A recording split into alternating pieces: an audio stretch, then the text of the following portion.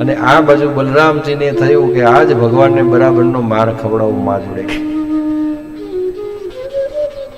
એટલે તરત જ બલરામજીએ કીધું યશોદા મૈયા કે શું ત્યાં કાનાએ તો માટી ખાધી છે કે.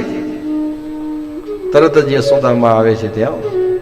કાનાને કે ખોલ તારું મોઢું. આમ આમ કરે છે કાનુડો, તો મોઢું ખોલતો જ નથી.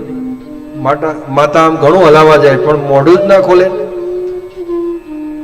પછી ધીમે રહીને જોરથી બંને હાથે, જે હાથ જે કહેવાય હાથના આ રીતે આંગળી કરી અને આમ બંને બાજુ દબાઈ અને ખોલ મોઢું. ત્યારે ભગવાન જ્યાં મોઢું ખોલે છે ને ત્યાં તો હા હા યશોદા માતા જોતા જ રહી જાય છે. ભગવાનના મુખની અંદર સૂર્ય, ચંદ્ર, નક્ષત્રો, તારા આ બધું જોઈ અને માતા તો દંગ જ રહી જાય છે. માતાનું મોઢું ખુલી જાય છે, જોઈ જ રહી છે કે આ શું સમગ્ર બ્રહ્માંડ લાલાના મુખમાં.